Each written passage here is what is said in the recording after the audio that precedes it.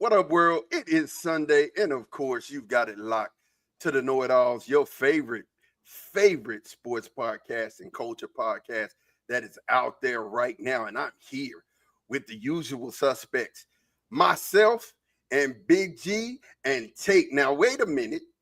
Big-G may look a little different because we're having some technical difficulty, but we're going to wrap that up. What's up, G? How you doing, man? Man, I wish y'all could have heard the live chat. I mean, the conversation in backstage of how these dudes was harassing me about the maker of my telephone. I don't want to get sued by the FCC, so I'm just going to not say the name, but they saying that my phone is the juice that's around the rim of the toilet on the back side of the toilet. That's how bad they said my phone is. That's horrible, y'all. That's horrible. Your phone, them dribbles on the floor. Yeah, hey, at a gas station. At a gas station. At a gas station. On the side of 35. That's what's bad. It's bad. You lucky I can't get no signs right now, dog. But trust and believe. Well, there's gonna be some signs as soon as I'm back up and rolling. Well, what sign would you put up right now? Bias. Oh, we don't got one here. We got one of these though. That's big trash. Let's go, man. Yeah, we got one of those. That phone. That's what's big trash. That's what's big trash right there. I mean, it's what we call basura in another language. Basura is garbage. Look here, man. Basura sound like you cussing me out, dog. Basura sound like you cussing me out. No, that's trash in Spanish. What's up, Big Tate, man? How you doing, bro? What's up, man? I'm good, man. I'm ready to cook today. So when I say let me cook. 1, 2. Shout out to the homie Gavin Anthony. Gavin, no. I wasn't even shouting him out for that. He said, "What up, God?" I'm just shouting him out for that. But he know what big trash is. So go on and slide Gavin in the Matrix, dog. Go on ahead right now, man. For what? He ain't did nothing wrong, man. Go on ahead, man. Go on ahead, man. We already got one guy trying to be a dictator of the country. You can't be a dictator, Big-G. Damn. Hey, man, we got a lot of good stuff that we want to get in, but first, we want to make sure that you get everything up, man. Sean got me bumfuzzled right now, man. Look, make sure we get those algorithms up, man. Make sure that you like and subscribe. Like us on Facebook, subscribe on YouTube and Twitch. So when we go live, you'll definitely get those notifications. And man, we're getting ready to get it started. Hey, man. Man. Real quick, let me ask Big-G something real quick. Yeah. Big-G. So yeah. I remember you worked at Foot Locker for a long time. Facts. I used to would have called you a sneakerhead back in the day. I don't know if you're still on it, but at one point in life I already called you that because you knew about everything. I don't know what you know now. A lot. I know a lot. Yeah. Okay. Here's the one question I want to ask you. 2 questions actually. What model Jordan are they on right now? Man, I don't know the actual number. I know it's more than 40 something. You know mine? No, I don't. It's 38. 38. Okay, yeah. Now I just kicked off my shoes. And my feet feel so good right now. But which one is this? I can't see it. 12. Ooh, you so close. It ain't the 11s. I know, so. No, it's the 13s. It's the 13s. It's the 13s, yeah. That's my Al Bundy. It's the 13s. Yeah, okay, man. Yeah. I just found today was 38 Jordans. I didn't know. Yeah. After about 15, they was trash, dog. After 15, they was trash. Hey, man, look, I'm telling you, there's only a certain amount of shoes that I feel like I could have because I'm not a collector like Big-G and my son. I got that same pair of tape, but in all black. I got the same pair all black. With the red bottom? No, they're green. It's a green bottom. Okay, yeah. Yeah. I got about 5 or 6 13s. Yeah. I got the black and whites. I got the Ohio States. I got the blue, the Carolinas. Yeah, that's my favorite one though. That's my favorite. And it is you entitled. But look, we gonna get this whole thing started, man. We gonna go ahead and get it started because we got a lot to get to. We'll be right back after this.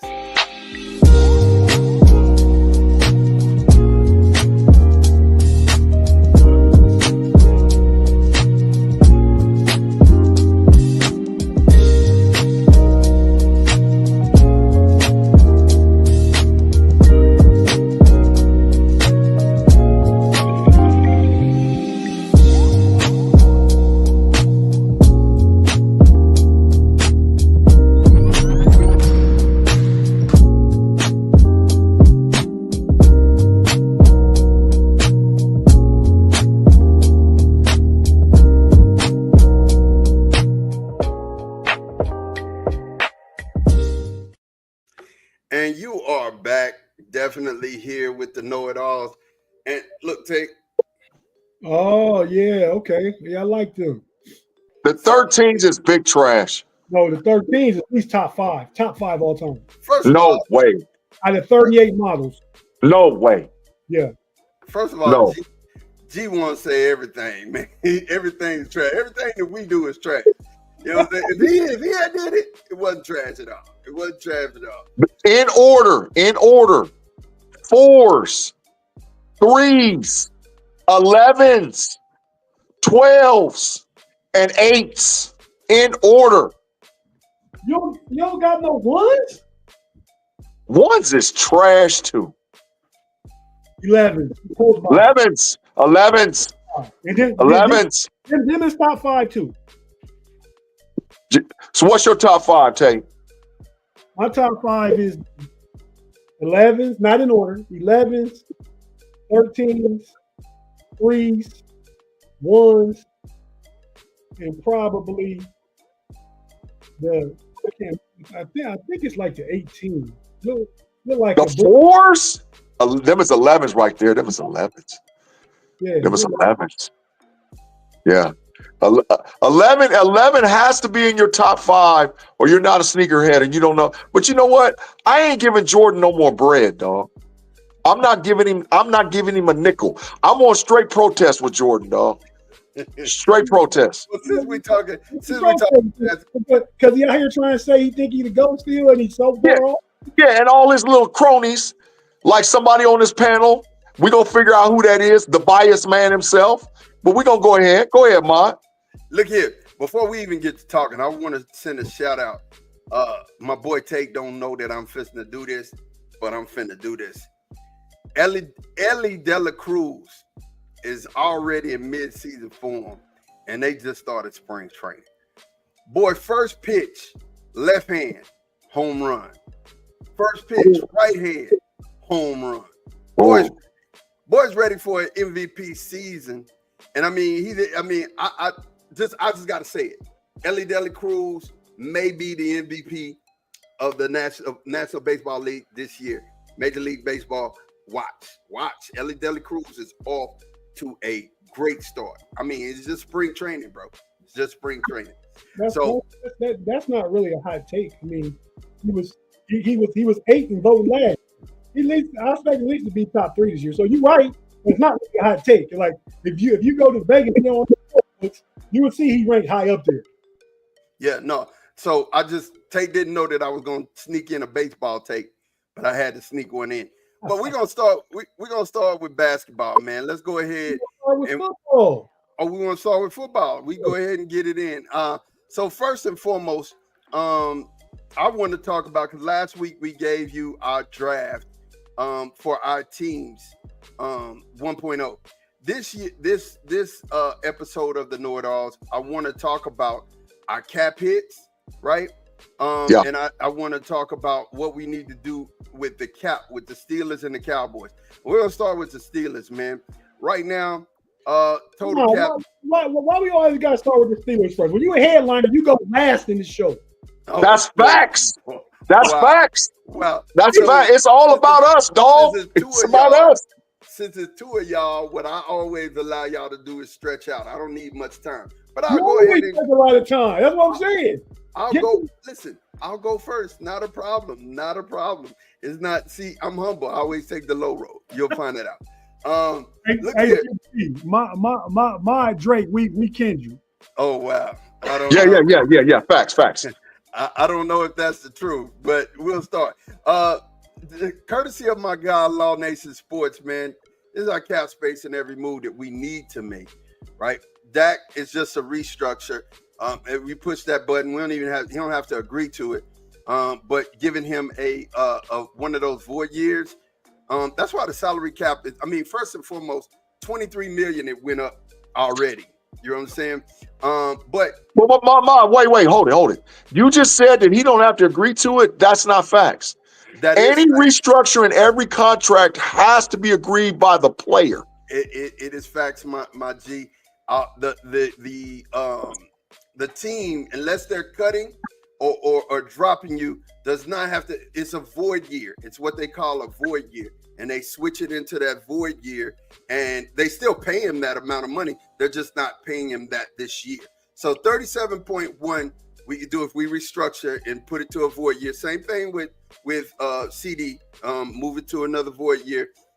Terrence Steele, we either need to restructure or we need to cut him. If we cut him before June 1st, I think it is, it's a $7 million cap hit. But if we restructure, we can restructure and 9 million will come back to us. Same thing with Trey Diggs. We restructure him, just push the button, 18.2. Now, Donovan Wilson, I think, may be a cut. And if we cut him before June 1st, that's $7 million. And we only have 1.6 million in dead cap on that one. And then I pretty much think we're going to release Damone Clark. And that's $3.3 million we'll get back. Well, this was before we got the 23 million. Everybody got the 23 million in extra cap room. After the moves, that would give us over $96 million to actually move with. Those are moves that need to be made, man. That definitely moves that need to be made. And like I said, the salary cap went up $23 million. So every team got another $23 million. The team that got the most cap right now is the New England Patriots. New England Patriots got the most cap, and they got enough money to go out there and deal. Actually, it is 23 million. They raised the cap, but it's 7 million for each team that you get to spend. Yeah. Thanks, Tate. So you can't. So you just can't add 23 to your number. You can add 7 to your number. Correct. Which is good. Correct. All right, so those are the moves that I believe the Cowboy needs to make. So let's go ahead and the Cowboys need to make. So let's go ahead and talk about the Steelers here, man. We'll go here first. The total cap room, give it to me, Tate. Roughly 231 million. That's what we have. And with the current new cap going up, as of right now, we got 55 million. But that's after releasing Preston Wilson. And who they just cut to, Big G? Somebody else. Well, they cut Preston Smith, and they're actually conversations right now to letting Larry Ogunjobi go and Loudermilk right now. Hold on. Let's pause it. He came in. It's that time. Stick your chest out, Big G. Yeah, Claude, every week. You know what, Claude? I understand when you have a fixation on something and then you just got to have it regardless of whatever, and you locked and loaded, you got to get yourself to the matrix. So, Claude, adios muchachos, my friend, and can one of y'all...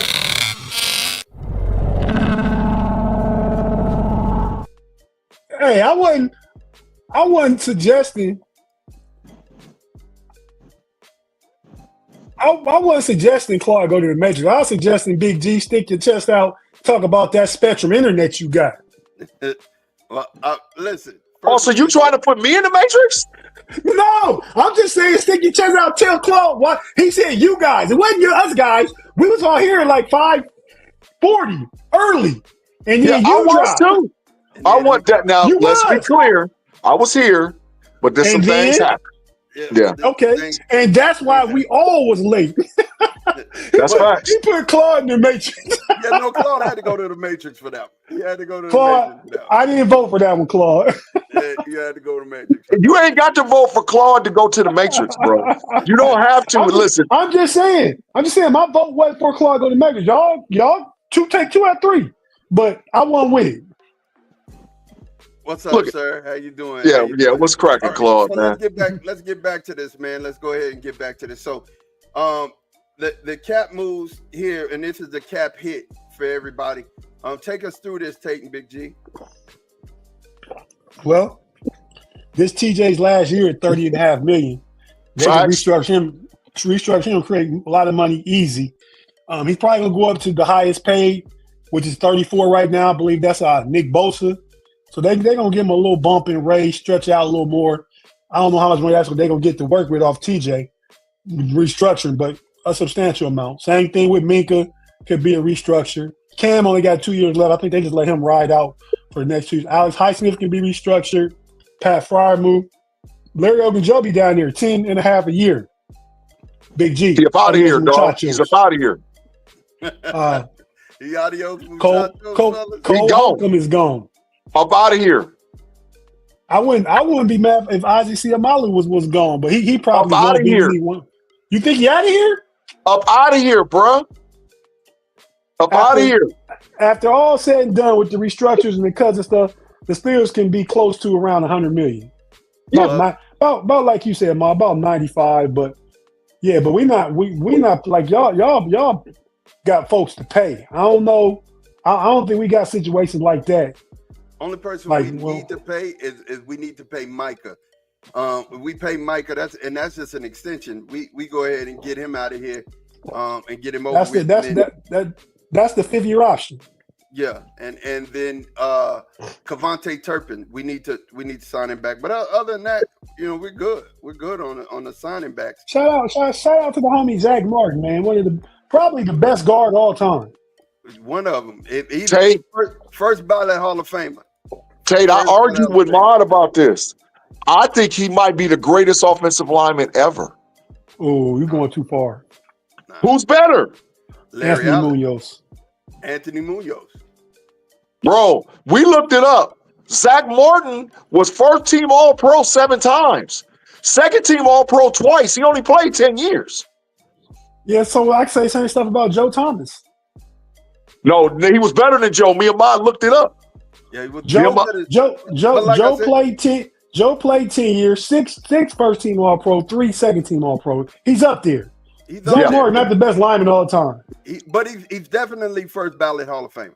He's definitely first ballot Hall of Famer, one of the best guards. I said the best guard, but see, you know how Big G get carried away, man. Yeah, there he goes. Bro, he might be the best. I mean, listen, because he cowboy don't mean he ain't the best. See, hey, look, I didn't even see that comment. Mr. Woodsy on the same thing. I just said, Big G go too far sometimes. Too far. Way too far. Look, so you guys, I gotta ask you, burning question. So I saw this about Ashton Genty, and there are 3 teams that are looking at Ashton Genty. That's the Saints, the Cowboys, and the Raiders.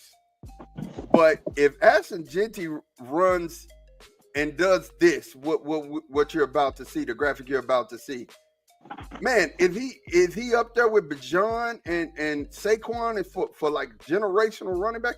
Let me look at this, man. Ashton Genty, they said, and this is a AFC executive said, Ashton Genty could reportedly start as running back 1 and over 80% of NFL teams as a rookie, according to an anonymous AFC executive. Genty has reportedly been preparing to run between a 4.35 and a 4.45 in the 40 and has been squatting 600 pounds. So what's the question? Is he right? So if he does that, if he runs a 4.35 and he squats 600 pounds, is he a generational running back with his film? Because you're the one that talks about film got a match, right? Yeah. These measurables and his film, do we label him a generational running back?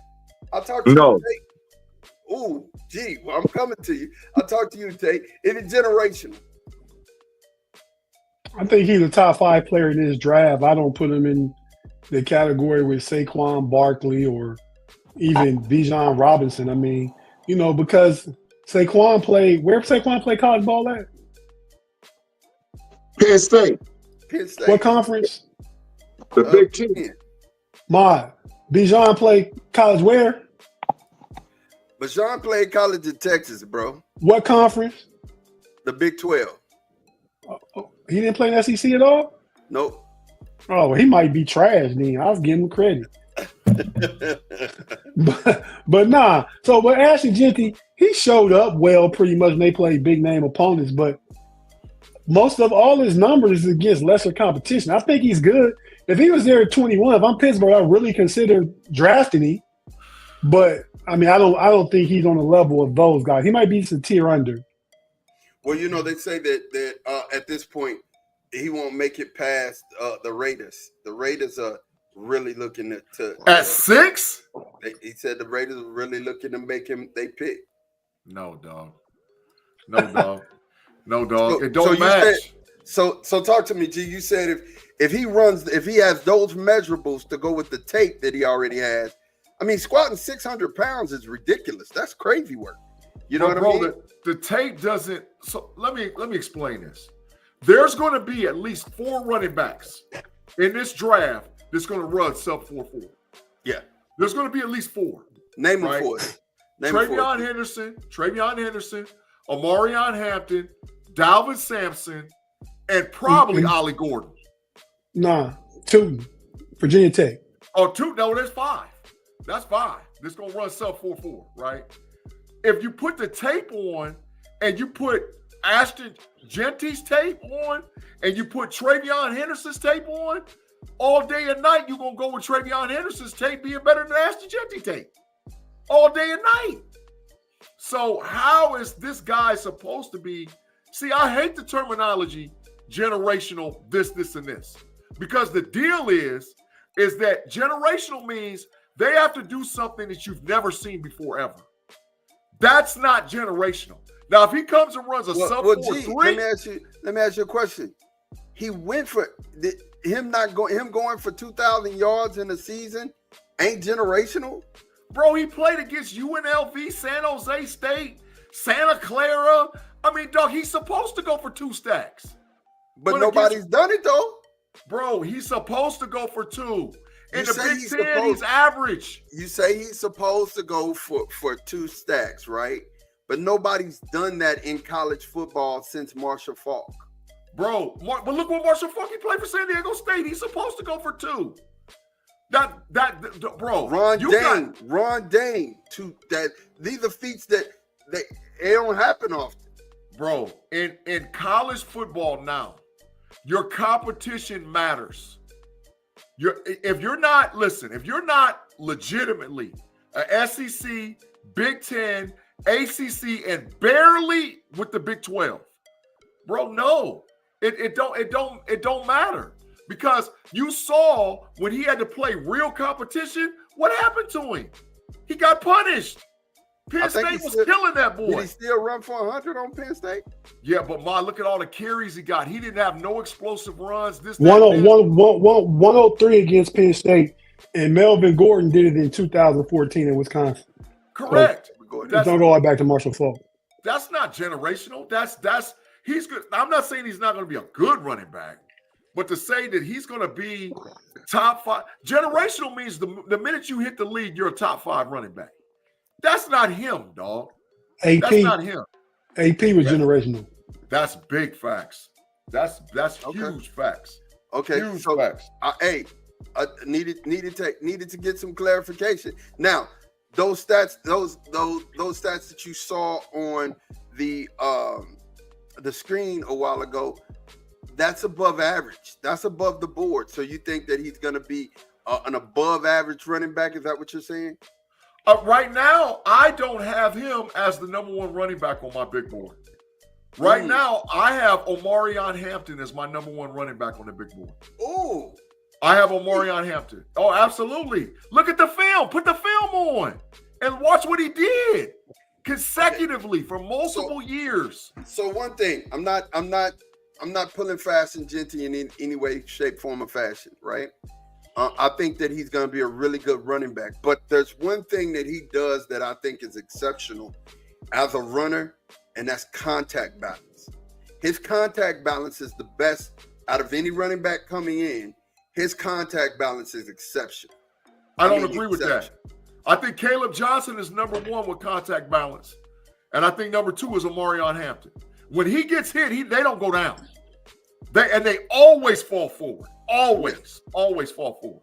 I'm just saying. People are on this Ashton Genty train like no, dog. No. He doesn't deserve to be a top 20 pick in this year's draft. He doesn't deserve it. Not to be a top 20 pick. No.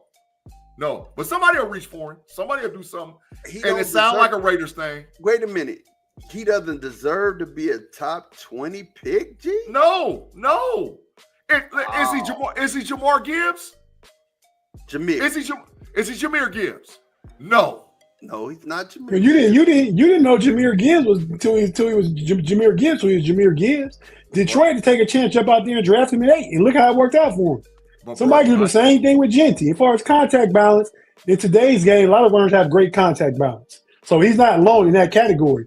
But I think if you ask all the talent evaluators, football people in the NFL, they got him up there for a reason. It's number 1 running back, top 5 player in the draft. Now maybe running back value don't mean he get picked top 5, but top 5 player in the draft.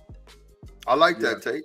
I like that take. I don't see how you could say that he's not top 20, G. I don't see how you could say that. I don't see how you can even make that claim.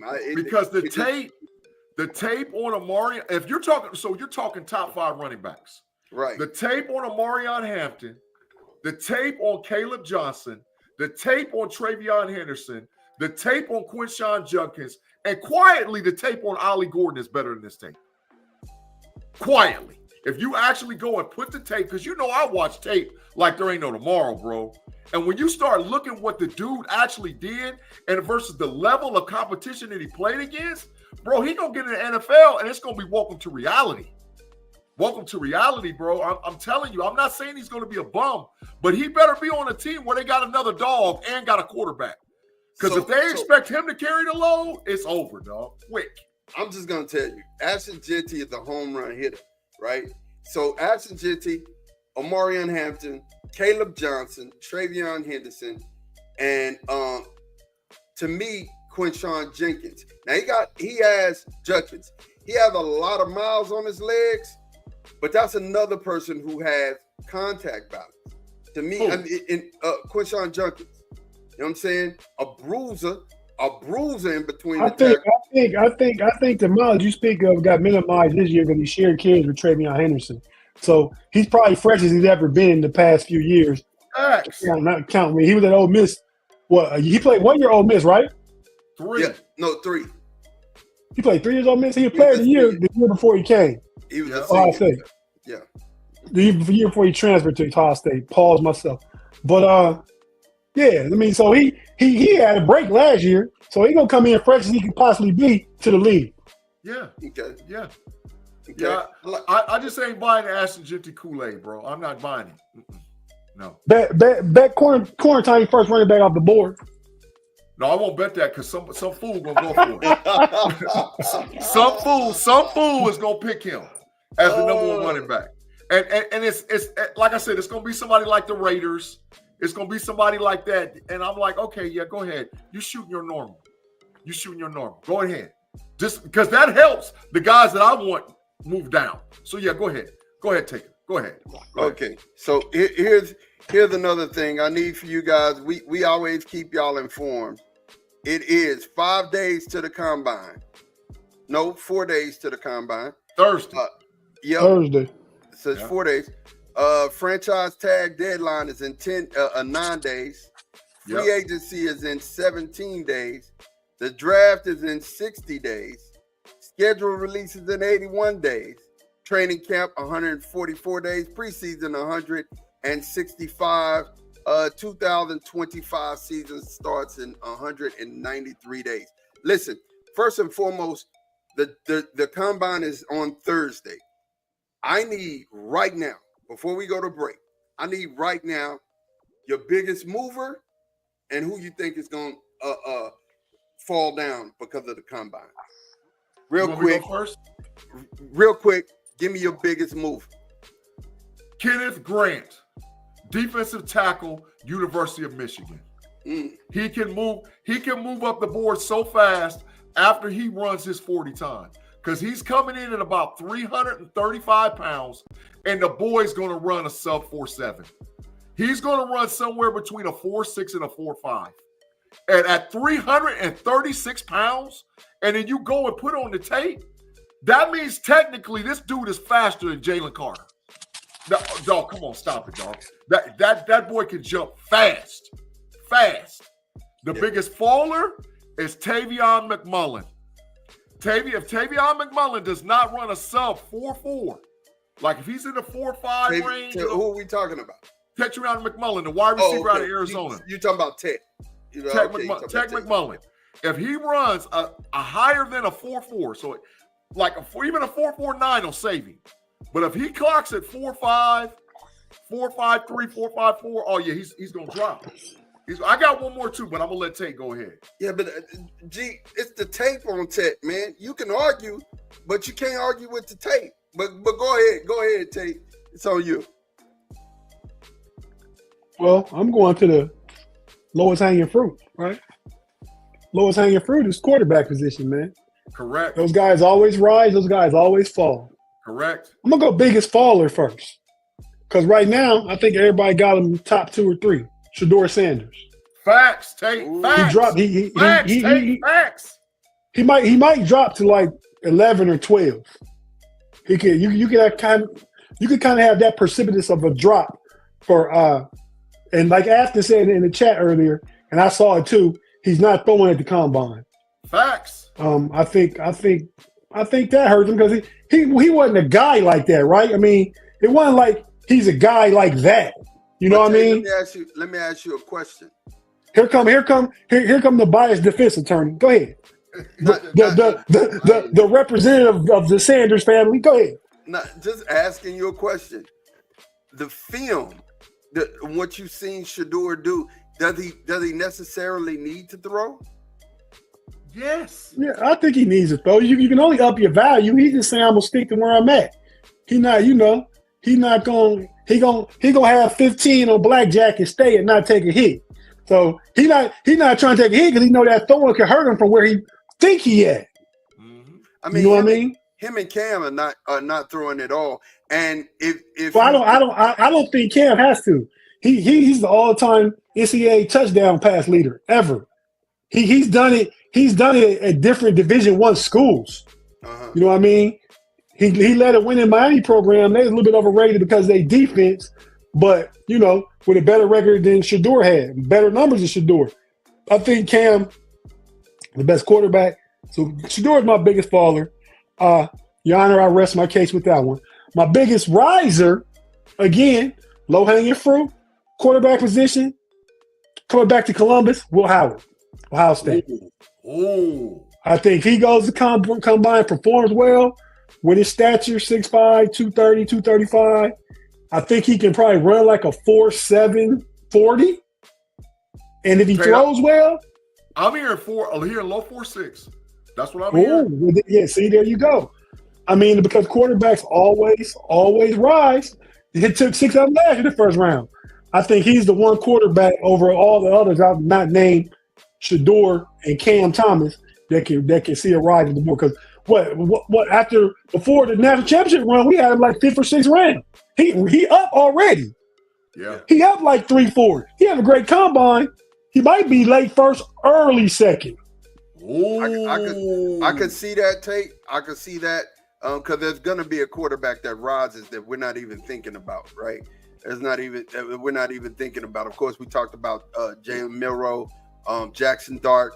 Those guys who have agents who are making them throw and actually get into it. But the thing that you have to understand here in the draft and just not in Cam Ward and Shedeur, the fact that Shedeur has talked to everybody in the Giants organization, shaking hands with Brian Daboll.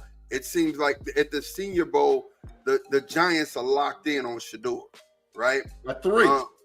Yeah, I can see that, but if he falls from 3, if Tennessee take Abdul Carter and Cleveland take Travis Hunter, bye-bye Shedeur, because Cam going 3. You think? See, okay. This a year, it ain't no lock that the quarterback go number 1. Because a quarterback is not the best player in the draft. Agree. Abdul Carter and Travis Hunter are. And we threw the word generational out earlier. Those two guys to me are generation. That's generational talent. Like you don't see an Abdul Carter very often. You don't see a Travis Hunter very often. Those guys are really good players who are difference makers right away. Mine, 1A, 1B for risers. I'm going to the wide receiver room. Emeka Egbuka and Matthew Golden will rise. I guarantee it. Because both of them are going to run 4.340s. Both of them have strong hands, and both of them run strong routes, and they're going to rise. And I hate to say it, but man, my brother, sometimes he make me look at it. I can't ignore his film. I can't ignore Ted's film, but I think Ted's going to fall. I think he's going to be a faller. I think Abuka, Burden, Golden, they all rise above him in this whole thing. When you get the 40 back, you get the measurable. All three of them? All three of them, I think, will rise above Tech. I think Tech goes 19-20, like to the Tampa Bay Buccaneers or somebody. That's where you're going to see Tech go. But that might be our pick. Hey, I was just ready to say, let me slip to 21. Yeah, that might be our pick because I think Ma's on to something because I think when it's all after the combine, Mac going to be number one. Mac going to be number one, bro. It's going to be. I'm going to tell you like this. You heard it here at the KnoItAllz first. It will be between Emeka Egbuka and Matthew Golden. It will be the first two wide receivers out of the box. I'm hearing a lot of good stuff about Luther Burden right now too, though. Luther Burden is a dog. He's a yak monster. When he catch the ball, he's gonna get some extra yards. That's a fact, Jack. Right? But those two guys play in monstrous like Burden did, but they played high-level competition in the playoffs. They played football that matters. And those two guys, and then Emeka played, he was in a group of wide receivers that were just off the charts. You know what I'm saying? You got Garrett. You got Emeka Egbuka played with Jackson Smith-Njigba, Marvin Harrison Jr., Garrett Wilson, Chris Olave, Terry McLaurin. He played with all those guys, and he's the all-time leading receiver. Yeah. Come on, dog. Stop it. Definitely. Stop it. D, take us to a commercial, man. Absolutely, man. Thank y'all for rocking and having patience with me on a Sunday with my technical difficulty self going around. Listen, wherever you get your audio podcast, Apple, Spotify, and or Google, you catch the KnoItAllz. But today, you're live in the live show. So we're going to pause for the cause, pay some bills, and we'll be right back to our quick commercial break.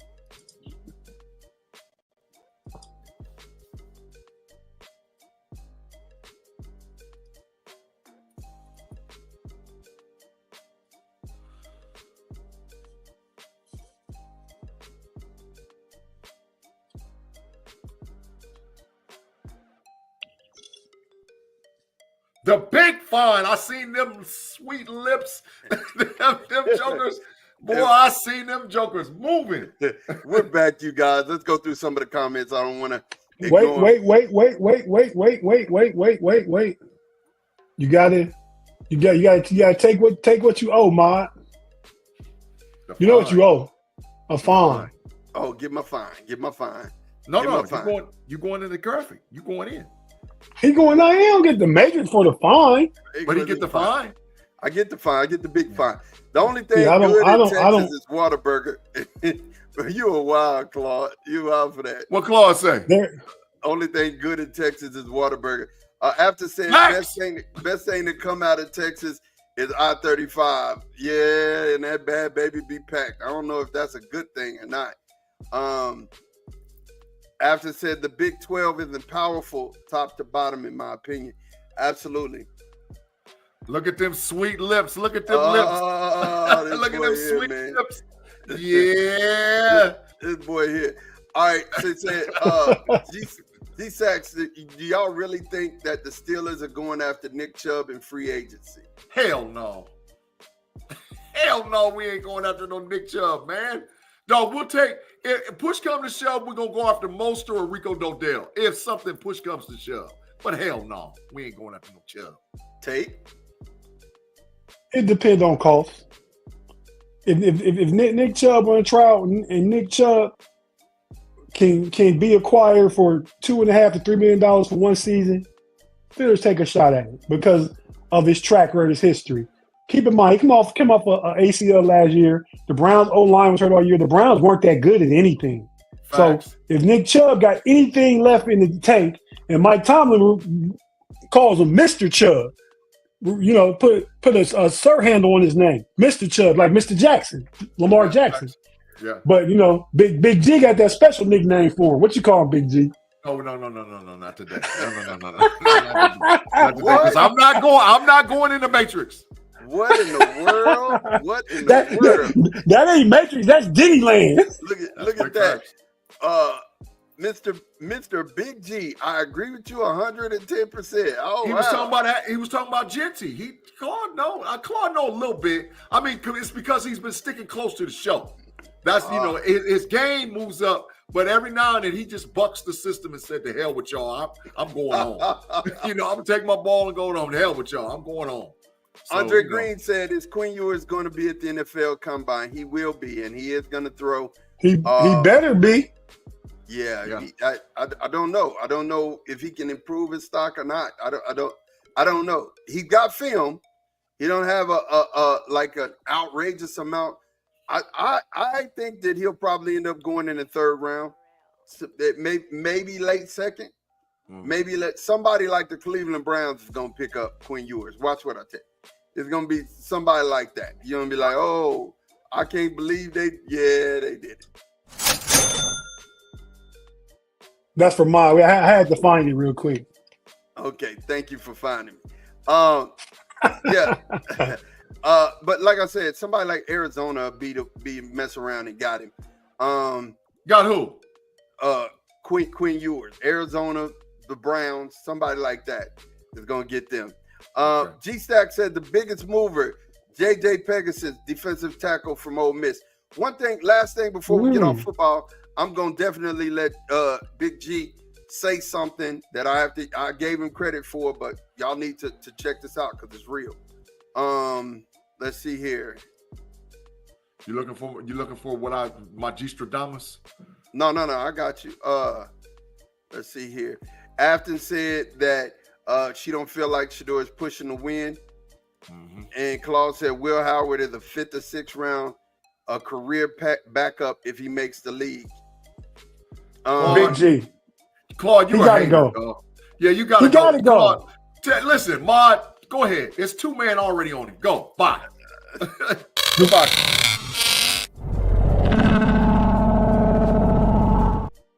I know what it is. Claude see his picture on the Matrix, so he got to see his picture. That's why he got to go up. I got it, Claude. Hey, the difference between Ohio State and Penn State in the national championship is the quarterback position in the Final Four. If Penn State quarterback had to play well, and I think he's a pro, they would have been in the national championship game. But because Will Howard was a good player throughout the whole playoffs, his stock is elevating, Claude. You deserve that Matrix. Yeah, Black and Gold Standard said, "I'm not buying what Sanders is selling." I'm just gonna tell you, I don't want to read his stats because we'll get it after the combine. But bro, he's one of the most accurate passers in college football for the last 2 years and had no line. Period. Point blank. You can't argue with that.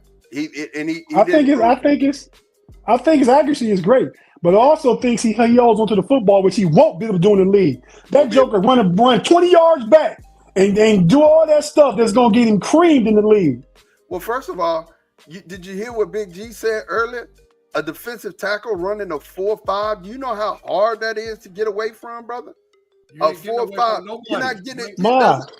Yeah, that's ridiculous. So, the fact is, pour yourself a drink. What is going on, man? I got it. I'm going brown bag Tate here. Hey, you got some Cavassier. Mute yourself, man. I don't want to hear your drinking noises and your pouring noises, man. Mute yourself, man. Do it in him. Don't lose yourself. Mute yourself, man. You know what I'm saying? Yeah. Hey, but I mean, regardless of the speed of the D linemen, them D linemen go to the league and they become stars. So they're already there. But he can't hold on to the ball like he did his whole career at Colorado and run 10, 15 yards back and scramble and all that. Because that same hit he got against Kansas, he gonna get that every week in NFL. Every week. All he got to do is ask Caleb Williams. Yeah. Ask Caleb Williams what happens when you hold on to the ball. You become big trash. Oh my God. God, you know, I'm not gonna give you what send you him want. Again. Send him over there again. Man, I'm not. Send him over. No, send him over there again. Send him over there again right now. Send him. Send him over there again. it's a certain amount of comedic value to the podcast too. Yeah, Because you guys say some funny stuff. You two brothers. He said, wait, yours. hold on. Hey, there's clips out there, some stuff you done said. So, hey, listen, bro. Hey, listen, bro. I don't say nothing as hyperbole and reckless as y'all do. Mod, you realize on the podcast on the Homies and Homies Overtime, Tate won the championship award. For Oh yeah, I get fined and get some ditties. I'm saying take wise. Okay, all right. Listen, I'm not gonna argue because pride comes before a fall. I'm not gonna argue. It just is what it is. You know what I'm saying? Look, yours, Captain Checkdown plays like Jason Campbell. Do you used to play for the Washington Commanders in Auburn? Yeah, that's what he's talking about. I could see that. I could see that for real. I could really see that. Yeah. Sanders is a decent athlete. DT's running 4.5. WTF, Sanders might be lucky to run a 4.7. Oh, is that true? I thought it was at least a 4.6 guy. No, bro. I think he may go 4.6. I think he may go 4.6.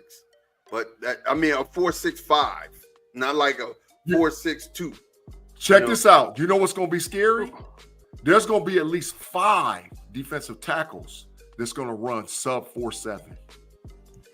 That's what's going to be scary. So while we're on it, this is our last topic. This is the year of the defensive tackle. There's a lot of them, and Big G called it out. You know me. See, I don't. What Tate does is he comes to the table with the knowledge already. What Big G do is he just throws stuff out there and hopes it sticks to the wall. That's biased. He doesn't throw stuff out there and stick to the wall. That's biased. What I will do is listen to both sides and go research. I'm the researcher, right? And so I hear what he's saying, and he's like, and he was early in his take. I'd heard the take before, then I heard him say it. He was early in his take. No, I heard it in his take. But let me hold up. I'm giving you credit. You need to take your credit when you take your flowers, man. Take your flowers. He did say that this was the year of the – if you need a 2 technique and a nose tackle, this is the year to go get it. This is the year to go get it. It is a whole bunch of them, you guys, out there. And I'm going to tell you, quality. Not just, we're talking quality. Mason Graham. We're talking Walter Nolan, Kenneth Grant, Shamar Stewart from A&M. Harmon. Harmon. We're talking about DJ Sanders, Tyleek Williams. Yeah. Just keep it running. The big boy from Texas, Alfred Collins. There's dogs out there, man. What do you mean? Big boy from Kentucky, Walker. There's dogs out there. TJ Sanders. Get a killer. TJ Sanders from South Carolina. You know what I'm saying? It's a lot. It's a lot of defensive. Oh, we're forgetting about Kentucky, Dante Walker. I just said him. Oh, Walker. yeah. Deion Walker, I think that is. Yeah, so, defensive tackles, Mr. Woodsy says, DT's running sub 4.7 and 320 is next level redundant. Yeah, Absolutely. That's what I'm talking Because about. you're not running away from it. You're just not, you're not running away from it at all, right? So, another person that I think is going to fall, but I think his tape is going to save him is JTT. I think his tape is going to save him. I think his tape's going to be a saving grace. JTT going to mess around and run a 4.45, 4.46 at about 290. And you're going to be like, holy crap. You say third round? Third? No way. Yeah, I say third. No way. Round. Early second. Early. I think Jack Sawyer goes before him. Dog. Them combine stuff matter, bro. It does. Them combine stuff matter, bro. It does. It does. Absolutely. So now, man, switching the gears, man, I'm gonna go ahead and let take the stab at what we're going at next, man. You know where we're headed, man. March Madness. And we're gonna get to a little bit of NBA before we get out of here. But before we do that, I've been instructed we need to take another break. So, Big G, go ahead and walk us to our commercial break, man. Man, I should get this dude defined before we go to the commercial break, man, because he already know. But listen, if you're listening to us, if you're watching us, share with a friend. Get a person in here to join the KnoItAllz podcast. We're not that far away from 1K subs, but we need our listeners to help us get to that level. But before we do that, we got to pay our bills, pause for the cause, and we'll be right back with the KnoItAllz podcast.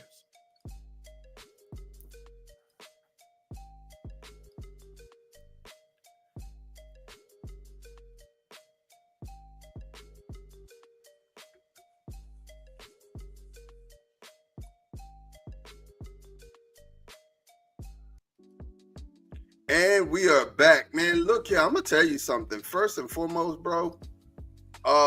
If you haven't been watching NCAA basketball, well, let me hold on real quick. Yeah, look at Black and Gold standing. Black and Gold said if a man 330 runs a 4.5, he will be at the number 1 pick. No, you got to think about what a team needs, right? Teams are still going to draft for the needs. You know, they're definitely trying to put the right people in position, and with people like Howie Roseman, you know, and then the Chiefs general managers, these guys are winning, man, and they're winning by roster construction. facts. Right? It Facts. just is what it is. You have to construct your roster, so you're not just going out here getting BPA. You're going out here getting a guy who's going to fit your program and fit the culture of your program. Howie's got all these Georgia guys. Probably going to get Malachi Starks this year, which is crazy. He's going to end up with another Georgia guy. They're going to cheat and get Malachi Starks. And they're going to get one of them other linebackers or linemen, and or offensive linemen. They're going to get one too. It's Georgia North, bro. Yeah, definitely. It's Bulldog North. But they know how to construct a roster.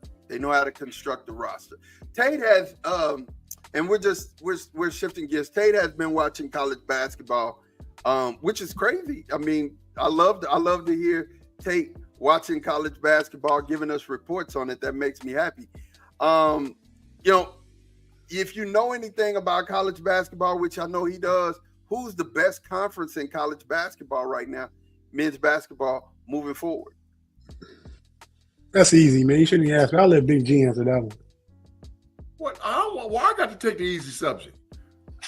Because mine should know that. It should be just like it's. I mean, because y'all not good at football no more. So now y'all got basketball. It's not. So now who's that? It's not me asking. The reason why I'm asking is because our viewers need to know. I know, but our viewers need to know who's the top. The number one conference in college basketball, because they have 10 or 11 teams in the top 25, 5 or 6 in the top 10. The SEC. Yeah, and the top 2 teams to me this year. And I want to ask you guys who y'all top 2 teams, but Auburn and Duke. But the third team that you better watch out for is the University of Houston. Kevin Sampson has never had, this is a stat that blew my mind. You know, Kevin Sampson has never had a top 10 defense and a top 10 offensive basketball team. Never had it. Facts. And this year he does. He has the number 8 offensive basketball team and the number 8 defensive basketball team. Man, that's scary. That's scary to think of that, man. And in the NCAA this year, I don't think I'm picking teams. I think I'm picking coaches, bro. Like who the best coach, you know, because I mean it's so even. It's so, and listen, I'm just gonna say this and I'm gonna throw it over to the guys. Duke is scary. They beat Illinois by 40 points. 40 points. Do you know that's the worst loss Illinois has ever had in basketball? Yeah. 40. They beat them by 40, man. So you guys, I'm gonna start with you, G. Who's who would be your top 2 teams who you think is gonna win it all, and who's your sleeper? My St. John's is my sleeper. If I had to pick a sleeper, I'd pick St. John's. Just for the same thing you said, Mod, as far as the coaching is concerned, man. You know, Rick Pitino got them boys over there playing, man. You know, but listen, if you had to ask me, and Tate asked me the other night on the show, he said, would you take the 68-team field or would you take 11 or 12 SEC teams? I'm taking one of the 12 SEC teams to win the chip. I don't know which one of them is going to win it, because I think whatever team wins that SEC championship is probably the favorite to win the chip.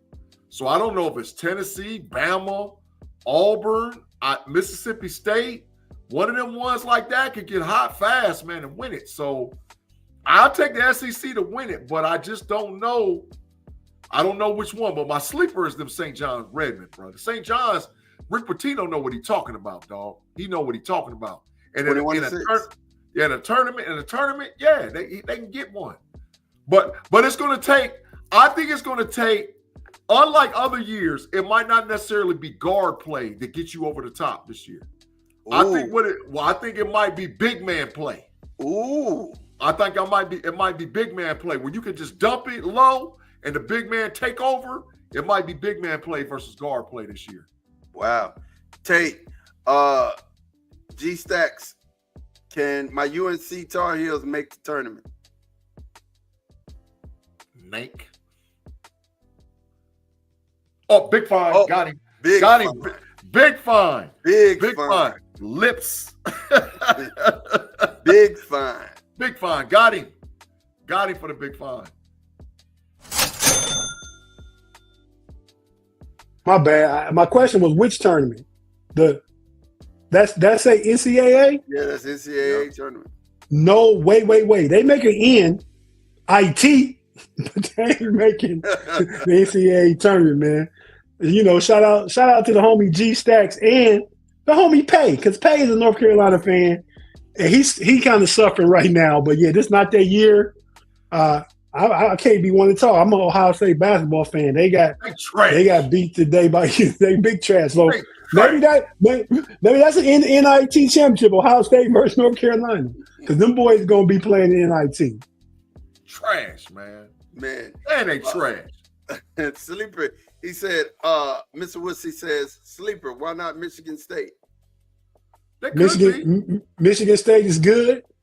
Izzo's a great coach. I root for Michigan. I root for all Big Ten and everything. So I will be rooting for Michigan State in the tournament. But the Big Ten team hasn't won a national championship in college basketball since the Maryland Terrapins. And then since Maryland won in 2003, they wasn't in the Big Ten then. Since Michigan State, the Flintstones, Mateen Cleaves and all them. So, I mean, if you're just taking the odds and taking the trends, you're not going with a Big Ten team. But I would root for Michigan State because they're probably the best team in the Big Ten. Yeah. I'm just gonna say the Tar Heels, G Stacks, are one loss away to someone not named Duke, is what they said. They have 2 quad 3 games and 1 quad 4 game left, so they got to win those 3. They got to win those crib, dog. They going to the crib. They might mess around and not even make the NIT. They trash. Ma, what are you talking about? They big dumpster juice. Yeah, go and put the graphic. Put the graphic on up there. They trash.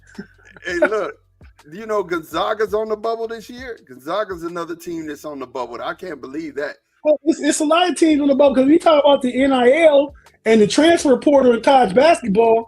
It takes less good players. You can get 2 good players to your program and you can make a run. You can get 2 good players after your football team and you still be, middle rung. You know what I mean? In basketball, you get a couple good talented players coming in your program that can really elevate you. Yep. So right now, the first 4 out: Indiana, Arkansas, North Carolina, Boise State. Indiana had a big win there against Purdue. The last 4 in is Texas, Oklahoma, Xavier, and Georgia. And I don't even know if Texas is going to make it in it, but they have ran off 3 straight wins over big programs. You know how I know Texas is trash? Why you say that? They lost to Ohio State. Trash. Hey, they lost. Matter of fact, they dumpster juice, dog. If they lost, that'd be horrible, dog. Yeah. Ohio State. Dealer about to get fired, dog. He just got hired. Adios, muchachos, my friend. That's them hot takes I be talking about. Get up out of here. Get up out of here, dog. Get Big up G. out of here. He about to get fired. And he's a scrub. You get adios. I was doing the oochie coochie, my friend. Get the stepping. Yeah, get him up out of here. Big G, he's not gonna get fired. Fired. They might not win another game. You might want to. I know a lot of people probably watching that want Ryan Day fired. He's not gonna get fired either. They're gonna give Deeper time to turn around. Denver got two things going for him. I think he's really a good coach. He just got signed, and he got that privilege going on. You only go quick when you're a coach when you don't got that privilege. They escort you to the door quick. Yeah, take your key card. I don't know. So like I said, Andre, I don't think UConn has enough to do it. Like I said, the team Not a chance. They just got murdered by St. John's today. Merc show. The Buckeyes ain't winning another game. Who they got? They gonna win. They play USC, Nebraska, and Indiana. They ain't winning another game. Bet quarantine. They win 2 out of 3. Bet 20 minutes. Bet 10 minutes. 10 minutes. It's a bet. It's a bet. I'm collecting Sunday too because they ain't winning another game. They play all them games this week. Yeah, dog, you cooked. I'm collecting Sunday. They up out of here, dog. They gone. Well, listen. I believe they gone, but I believe they can beat 2 of them teams though. Indiana, well, yeah. I don't know. But what I was telling y'all about Texas, they beat South Carolina, Kentucky, and LSU, all top 10 programs, right? Kentucky not no more. You know who else beat Kentucky when they was the top? Number 4, Ohio State. Big trash. Ohio State got to win against Kentucky. Got to win against Texas. They got 5 quad 4 wins, quad 5 wins, 5 quad 5 wins, but 8 quad 1 wins, 8 quad 1 losses. Northwestern beat the hell out of them the other day. They garbage. They smashed them, yeah. Black and Gold said Cooper Flagg will light the tournament up before he peace out to the NBA. I don't know. You're absolutely right. I think he's gonna light it up. He's gonna light it up. He a beast. He the number 1 pick. He's not player of the year though. No. Hey, Ron Harper's son is at Rutgers, right? Yep. Yes, sir. I haven't seen is Rutgers. I haven't seen their record. I know that you see him. You what? Keep up with the NIT. You will see him. Yeah, they 6-10, dog. They trash. They 6-10. Big in the conference, they 6-10. Overall, let me see what they are. But in the conference, they trash. Mr. Woodside said, not so sure. BGSP. I see them losing in the Elite 8. What is BGSP? I don't know. I don't know. I don't know what team that is.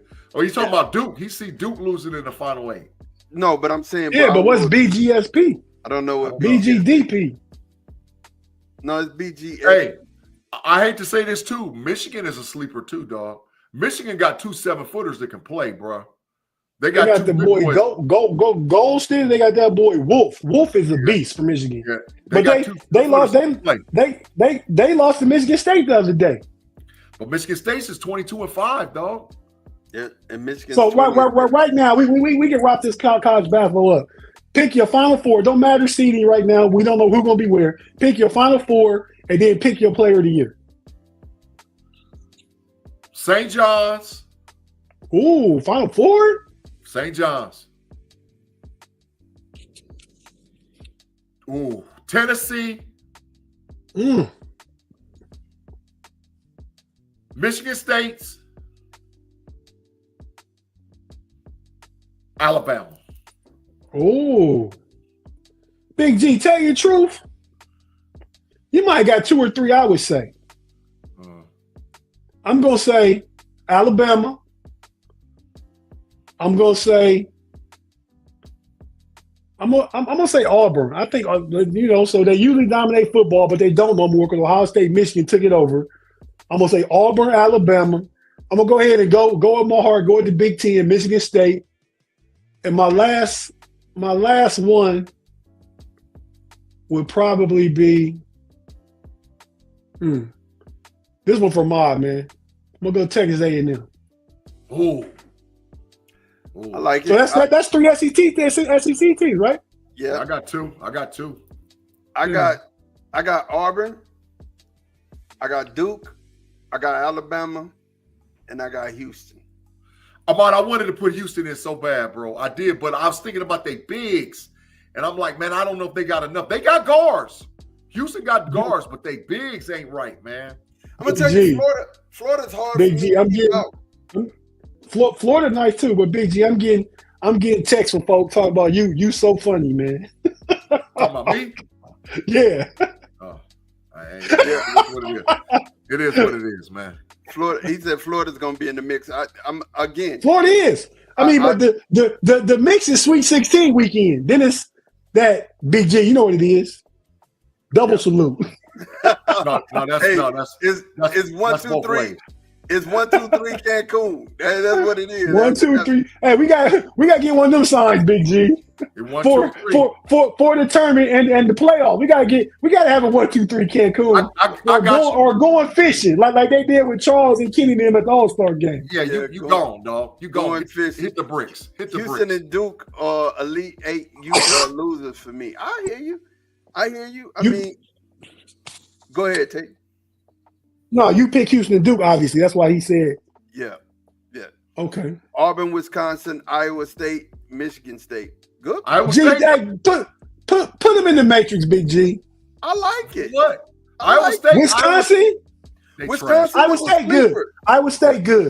But I feel like the only lockout G Stacks group is Auburn. The only lock. I don't think Auburn's a lock. Auburn guard plays suspect. Nah, they got that lefty. I forgot his name. I seen him.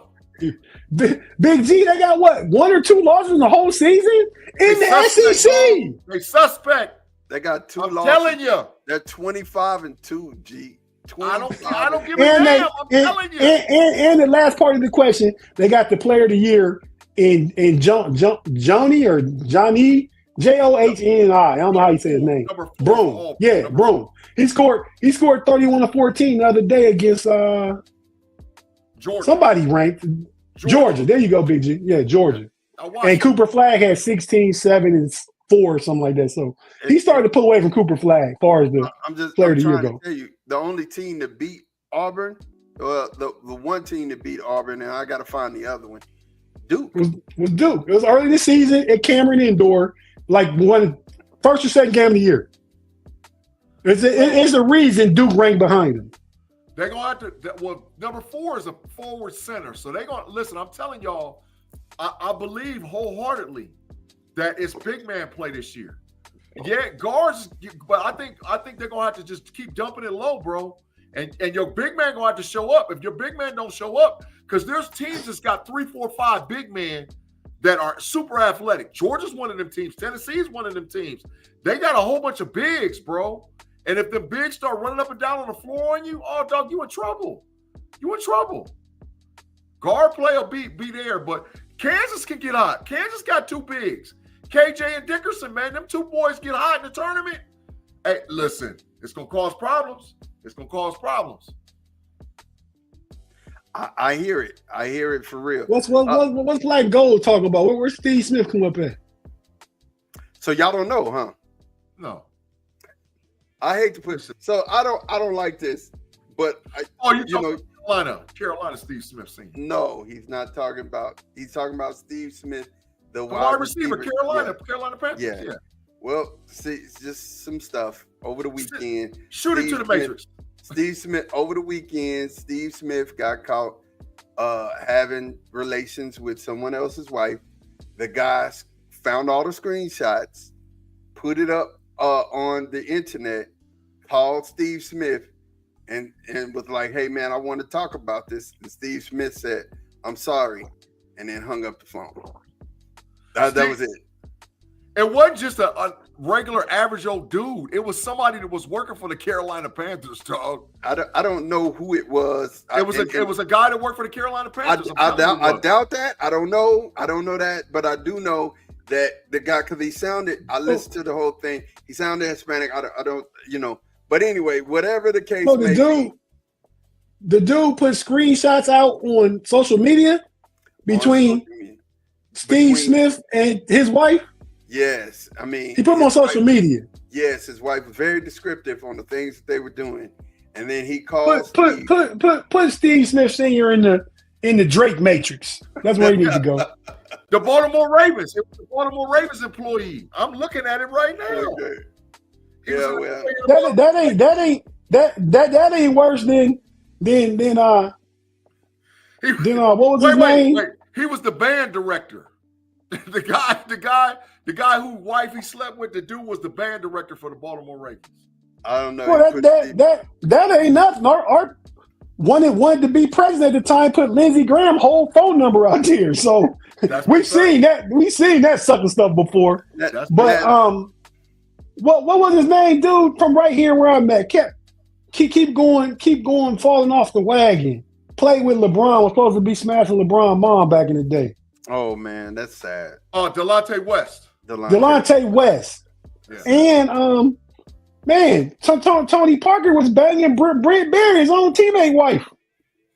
Yeah, man, this out there everywhere, man. Kobe's supposed to be with Paul Gasol's wife. This out there, but cats just don't go to the social media and put up screenshots and be on that Drake Matrix. Yeah, I don't. Again, yeah, you don't.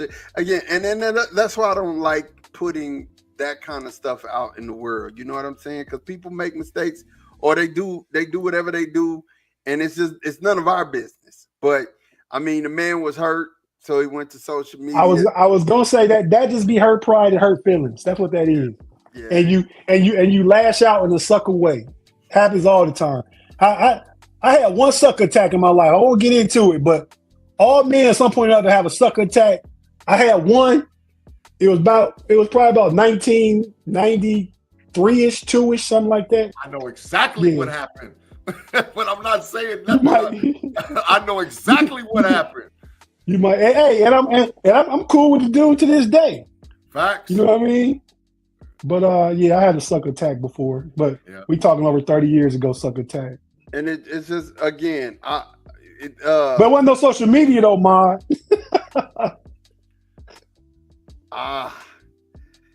Yeah, man. I mean, Ma, how would you feel if somebody put one of your sweet lip juice on a text and put it out there? Because I know you be saying some Romeo and Juliet type stuff. The gist of the matter is that the gist of the matter is it's this, bro. Like if you think about it from a mature standpoint, and you said me and Big-G ain't mature. That's what you hitting at? No, what I'm saying is if you think about what happened from a mature standpoint, Buddy was hurt, like you said. He was hurt. He took to social media, but the thing that he talked about, and the reason why it was funny is because Steve didn't offer him no conversation. He just said sorry and hung up the phone. And I was like, Steve, man, I mean, you shouldn't have said nothing. You should have just hung up the phone. But the boy said sorry. That's the only word. He didn't say I'm sorry. Well, you trying to give him comfort. I mean, not now that he caught, he probably is sorry for the situation it caused. But I mean, Steve Smith can't talk. But Steve Smith got a home too with kids at home. He can't get in, especially over the phone. We can meet somewhere. You want to talk? I don't know why you want to talk, but you know, hey, I'm more against the sucker attack than anything else. Now, Afton is 110% right. I just found out about this. It's the same law. It's a wiretap law. Facts. That is facts. And if you put that stuff out there like that, you can be charged and go to jail for that. You know what I'm saying? Or put stuff on social media. Oh, like somebody not knowing that you listening to them and stuff. First of all, if you record me without me knowing, that's illegal. If facts. You take the screenshots between him and his wife, if you take those screenshots and you expose them, that's illegal because you got it from a different source. It wasn't text between you and that person. That's correct. Yeah, that's facts. That's crazy. Afton always come with the knowledge more than you jokers, for real. Wow. Put Tate in the Matrix. Yeah, he gotta go to the Matrix. Hey, put me in the regular Matrix, not the Claude Bishop Matrix. I ain't over there. Okay, I got you. But you're going. We escorted you. You took a trip. You know what I'm saying? All right, So let's get to it, man. It's that time, man. We got to get to some basketball. So let's start where y'all want to start, man, on this NBA side. Well, let's be real quick about it. Like, you know, since we spent so much time already, I just want to comment on. I'll let Big-G talk about the Lakers last night. I'll talk about the Cleveland Cavaliers on Friday, putting BTA on the New York Knicks, who were running around fraudulently claiming to be a playoff contender. Facts. They froze. Yeah. That's why I left them boys. Get them out of here. They lost by almost 40 to the Cavs on Friday. If that wasn't enough, they turned around. I didn't finish watching the end of the game. They might have made a little comeback, but they were down by 23 at one point against the Celtics today. So when they play top level, true contending teams, they fall off. So the Cavs, I think, between them and OKC are the best two teams in the league. I'm anxious to get off this podcast. I'm going to watch the Cavs. They're playing the Memphis Grizzlies right now. So I actually got it paused, but I'm going to finish this and get to that. And, so that's my thought on that. I want to know Big G's thoughts on, and yours too, on LeBron and Luka and how that's working. I'm going to get to it, but I do need to comment. Claudrix, you're absolutely right. And in no way, shape, form, or fashion am I saying that Steve Smith is right. And what he did right is right, wrong is wrong, and that was wrong. Period, point blank. Yeah, Steve Smith wrong, but it's a lot of people that be wrong.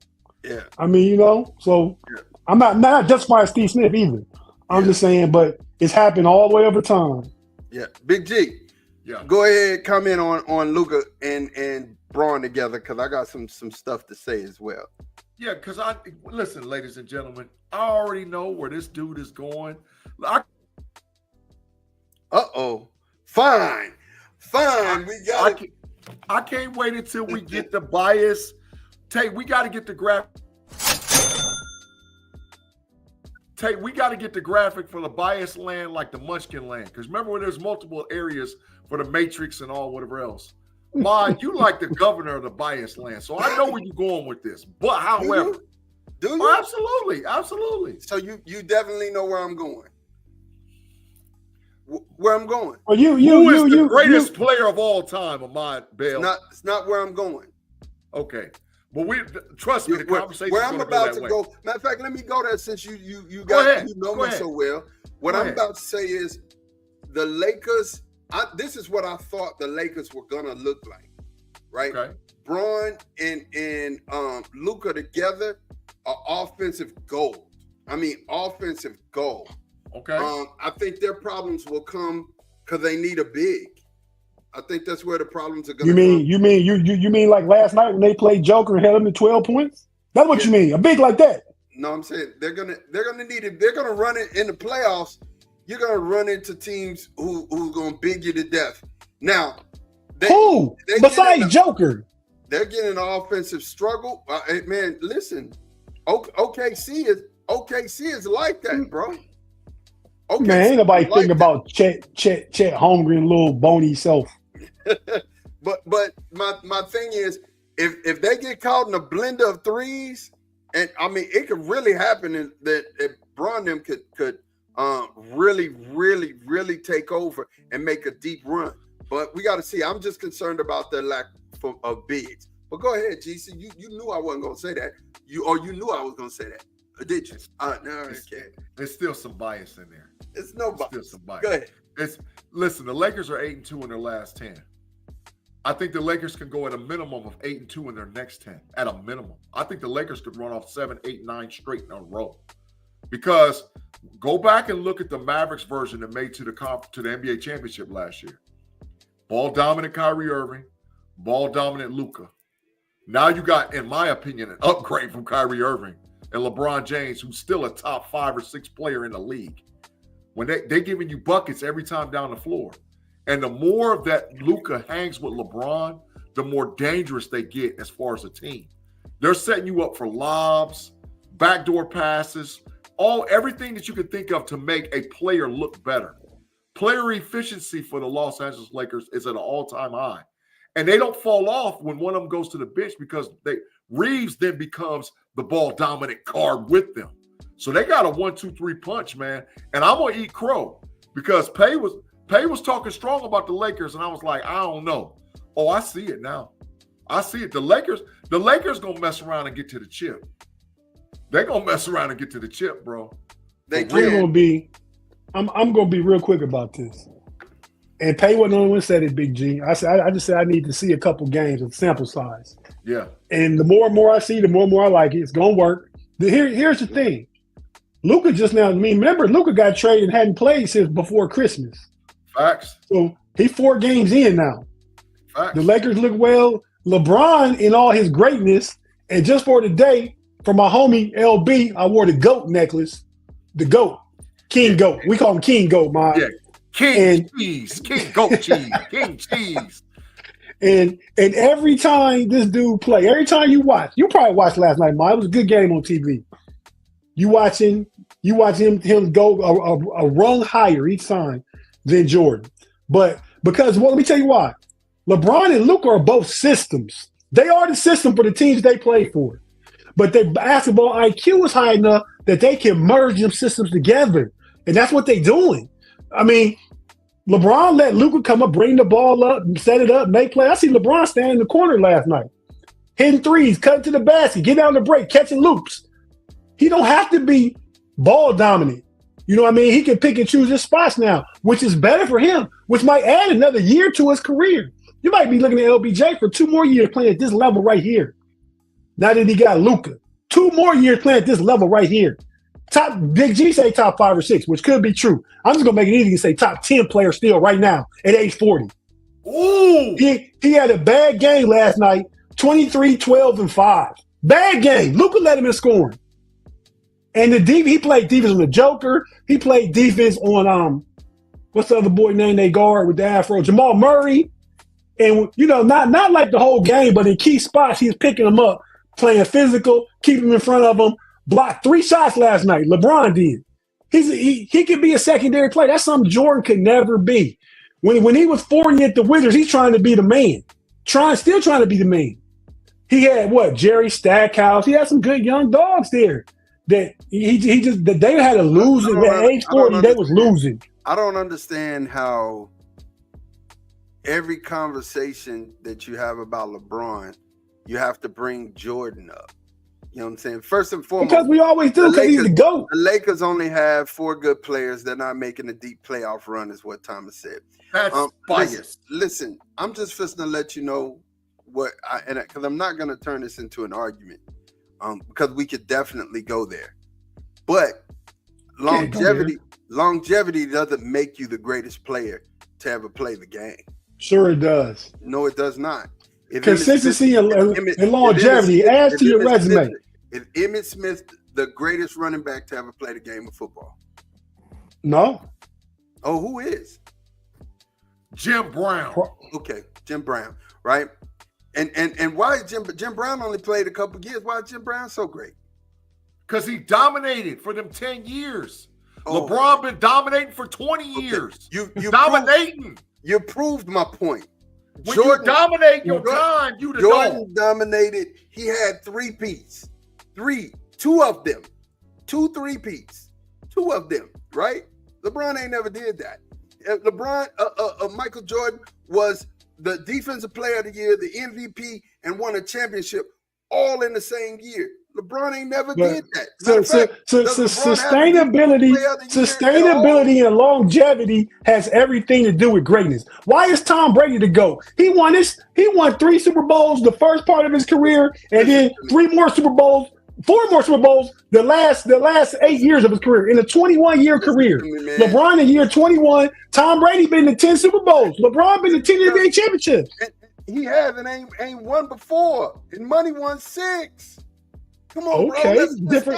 Let's stop. Really. Different league. You're proving my point. It was a different league. It was harder for money to win than it is for LeBron. No, it wasn't. Not at all. Stop that, LeBron. Not at all. Not at all. No. Not at all. Listen, hey, Michael Jordan never played a dynasty. Never. He was the dynasty. He never played a dynasty. He was the dynasty. And he did play a dynasty, but he was the dynasty. Who did he play? Who he played? He was the dynasty. No, who did he play that won the chip? Who did he play that won a chip? Nobody. So you're acting like the Portland Trailblazers that year. They was trash. They never won nothing. You're acting like the Utah Jazz was. They never won nothing. Never won nothing. LeBron was pitted against Golden State, San Antonio when he was young. I mean, if you just look at how soon LeBron got him to a championship. And you know what? LeBron, all he ever did And was I love Jordan. I love Jordan. All he ever did was run and go get on his big brother. Shoes don't got nothing to do with it. Hey, let's go ahead and give our party shots, man, because I'm ready to go now. Wait, I gotta ask the live chat. Live chat. As of today, who is your GOAT? Because there's been multiple people that's been signing in a live chat that LeBron's the GOAT. So let's see. Live chat. Live chat. Oh, still you make sure you selected one you wanted to. How was the soft air when we got players like Steph and KD and Joker? Put Claude back up there. Put Claude back up there. In the Matrix forever. Because LeBron is he's the biggest LeBron hater on the internet. That is big facts, Claude. That is big facts. Thomas, that's thank you. He didn't allow dynasties to happen in his run. Who could have potentially been a dynasty though? Nobody. What team? That's why he played so many different teams. Wasn't even a dynasty in the West. He played Utah twice. LeBron played San Antonio. Duncan, 5 rings. Steph, 4 rings. Come on, man. And if he'd have ran up against Houston, he'd have took some L's. Come on, man. Houston would have busted his grill. LeBron went to go play with his big brothers to get some rings. He couldn't stay. And look, part of building a legacy is building with the team that you with. That's part of. Steph didn't go nowhere to get a championship. Steph got a chip. No, KD came to him. Exactly. And he got one before the rant. And let me tell you something about that. Hey, because Kyrie and Kevin Love was hurt for Steph when he got that one before. They wouldn't have got the rant because, oh, man, LeBron great gifts. We need you, KD. That's what that was about. You know that they had the best record before KD ever came? They beat the Bulls record. Listen, Steph built. And that year, who beat them in the finals? The Cavs. Come on, man. And that's when they got KD. Man, we can't take him. He should have beat us in 15, but Kevin Love and Kyrie got hurt. Then he did beat us in 16. We is up 3-1. Hear me out. LeBron is a great player, probably number 2, but he's not Michael Jordan. The things that Michael Jordan has done, and he was the most balanced basketball player ever. The best scorer. Most balanced. He played defense and all. Let me tell you. Okay, whoa. Let's hurry to get off this, man, because there's a whole other show. But look at shooting percentage. Look at assists. Look at rebounds per game. Listen to what I gotta say. In MJ's day, they didn't say things like two-way player. You want to know why? Because if you couldn't play defense, you wasn't getting on the court. Now they mention stuff like two-way player. Why? Because this player plays defense. You know what I'm saying? 3-and-D. All this player plays defense. Everybody played defense in Michael Jordan's day. And you could do this thing called hand check. And look, it was a much rougher NBA. I'm telling you.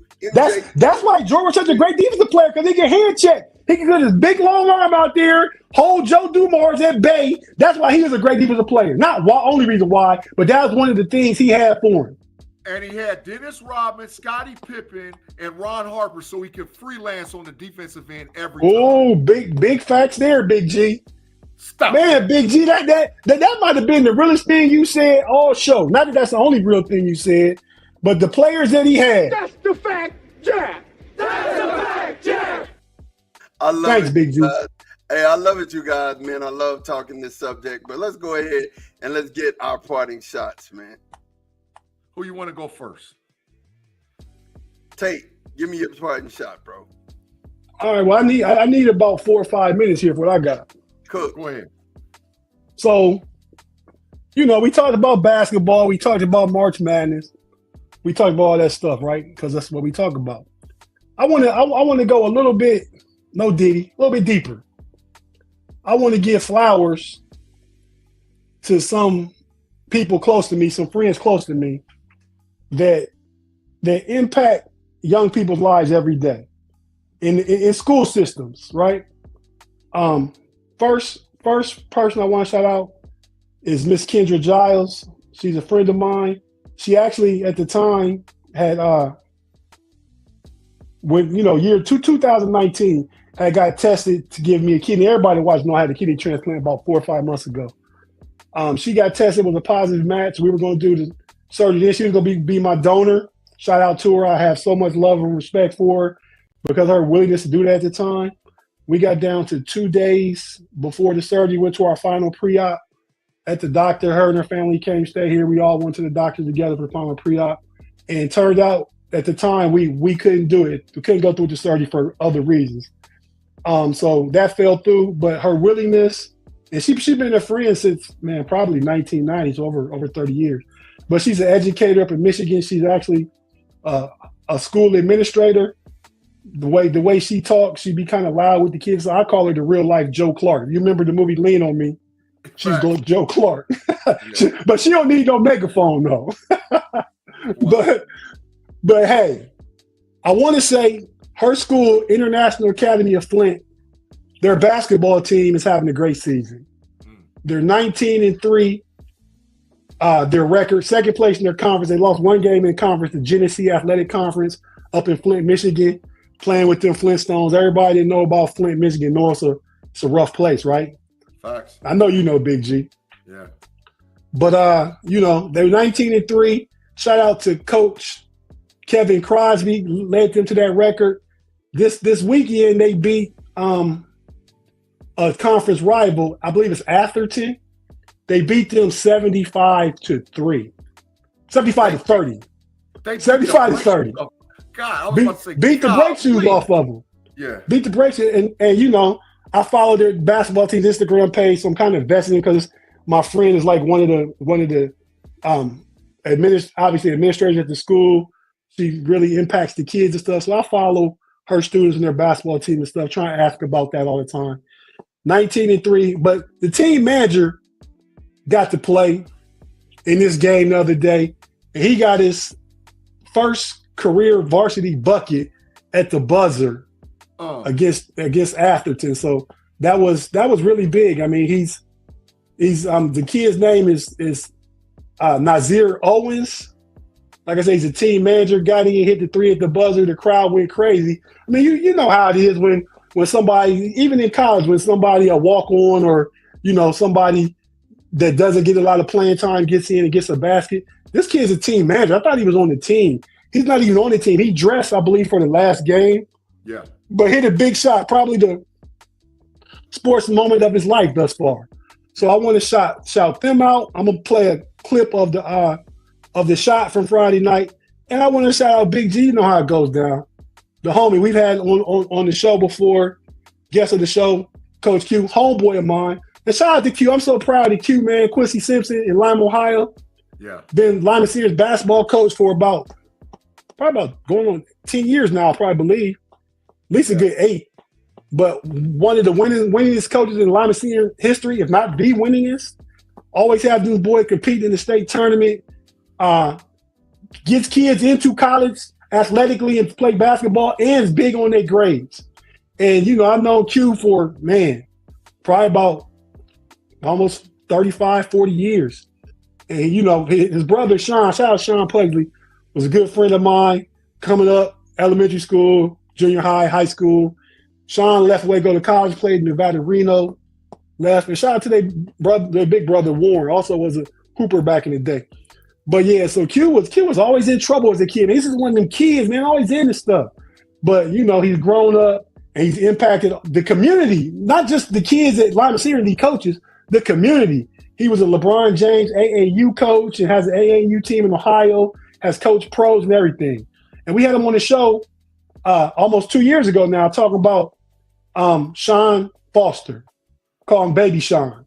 We grew up with his dad. Sean Foster was a great athlete too. Shane and Sean, twins, was great athletes from our hometown back in our day, me and Big G's day. So I just wanted to shout them out. Tournament starts in high school basketball in Michigan and Ohio this coming week. So want to pay much respect to them.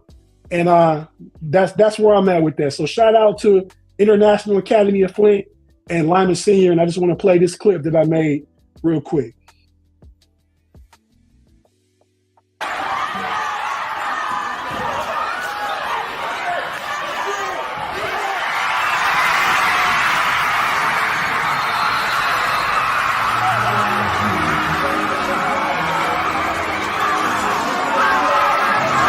They said he's the one. Are you allowed to talk about this kid at all? I'm allowed to talk dirtball bad about him because I know he listens right now. Okay. They say he's the one, Q. They say he's the one. Is he the one? Yeah, man. Y'all know Sean, man. That's Sean's boy.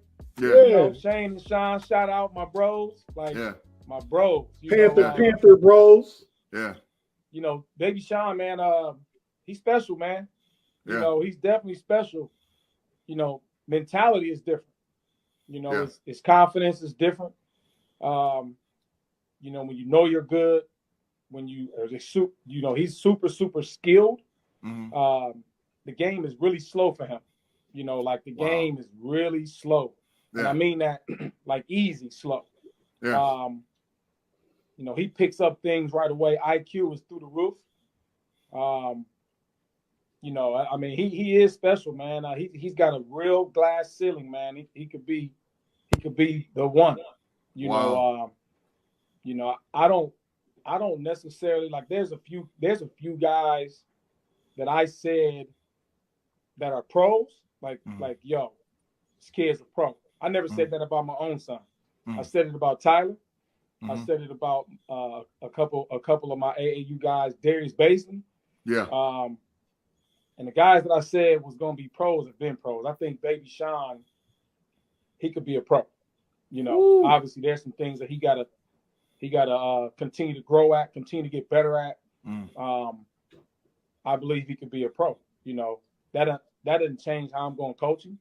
I'm still going to coach him the same way, probably harder because absolutely he has the ability, you know, over him. But I mean, he's skilled, man. I mean, the game is extremely slow to him. It's easy. And what I've seen from him, because like anybody that's been around Sean, like they know he's challenged people in certain ways. But now, I mean, like he's grown and matured into a player now where, shoot, man, it's scary, man. I mean, if I had to say, he kind of reminds you of a Jamar Butler to a certain degree. You know, when Jamar played, the game was super slow and easy to him, effortless. You know, the jump shot was effortless. The IQ was through the roof. Baby Sean has that, but, you know, he'll be dunking on cats this spring and summer. Like love to hear that. Love to hear that.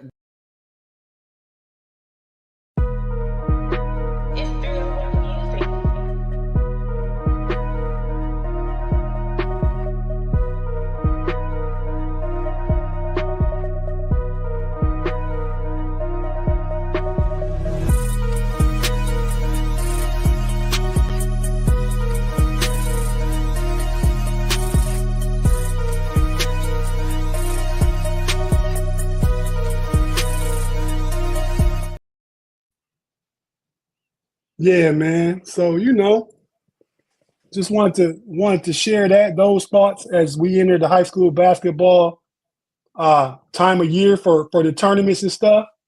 Big G, need your help with this real quick because we come from a small town, right? Facts. But how many? I mean, well, definitely per capita, but outside of maybe Cleveland and Columbus. Hold on. Let me answer this question. Jaime, boy, killing. He's probably those highlights were this year. Yeah, he's probably going to end up being a candidate for Mr. Basketball in Ohio. So definitely he's as a sophomore. Yeah, the sophomore. So, but go ahead. So Big G, just some Ohio's Mr. Basketballs from Lima. The first three are the only ones to win multiple Mr. Basketballs. Yeah. So if you want to just talk about a little bit about each player real quick. Well, it's LeBron James, the goat cheese, goat, whatever you want to call it. You know, numero uno, the only three-time Mr. Basketball in the state of Ohio. To me, one of the greatest players that ever picked up a basketball, Jimmy Jackson, graduate from Toledo Macomber High School in 1989. Beast mode, man. The next guy is our boy Scoop, Greg Simpson, Lima, two-time Mr. Basketball, Big Ten Freshman of the Year out of Lima, Ohio. Great player in college, great player in high school. Had some things happen throughout his collegiate life. Never played in the NBA. Boy was a dog in high school. Just to unbelievable. Add a little bit to it. He's in the same class with AI.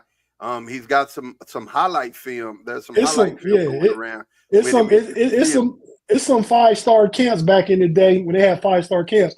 He was giving AI and Jason Kidd the business. The business. Yeah.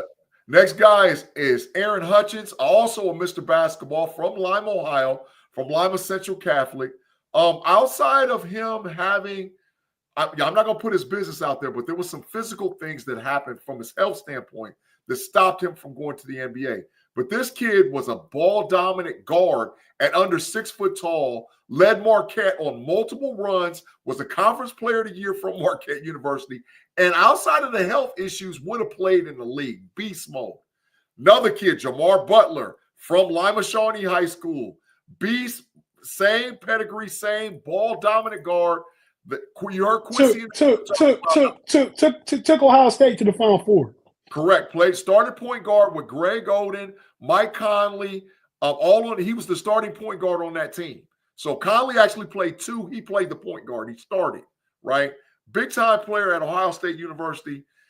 Last guy on the pick, Xavier Simpson. I sent a clip to the fellas today where Byron Scott, Steven Jackson, and Barnes was talking about there's a kid down in the G League that has quantified the hook shot that is becoming and bringing it back again because it's such a dominant shot. That's Xavier Simpson, Mr. Basketball, went to University of Michigan, all Big Ten basketball player, played in the NBA for the Orlando Magic and the Oklahoma City Thunder. So there's a pedigree per capita.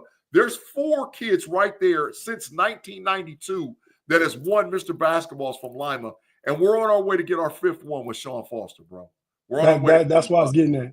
And last, real quick, Big G, do you remember this team? Correct, the 88 Spartans, but we was better than them, no. That's the 88. In 89. In 89. That was your junior year. That was my sophomore year. Yeah, the 88s, that my junior year, they was the first team to do the playoffs and all whatever else. Yes, absolutely. But the 89 team was better than them. So the 1989 team was a better team. Hey, we went to the state Final Four. We lost to Cincinnati Moeller in triple overtime, 31-28. Moeller ended up going to play Cleveland St. Ignatius. St. Ignatius wins their first state championship. I think we would have beat St. Ignatius. Again, we don't need to know all that. The good thing in that picture was my daddy was in it. That's the only good thing in that picture. Your dad is in it. And that was the only good thing. That was 88. That was the first team to go to the state playoffs in Lima City history. And because of that, now you could one day make it a player, Big G, but I'm in the Lima City Hall of Fame because being on that team. So shout out to me. That's facts. That's facts. Yeah. But shout out to Coach Q. You're doing great things. A good man. And anytime you hear a coach saying, look here, y'all gonna get y'all grades, period, point blank, and holding their feet to the fire, that's what you want to hear on somebody who is a leader of young men. And I appreciate you. Shout out to you, man. Lima strong, Lima proud.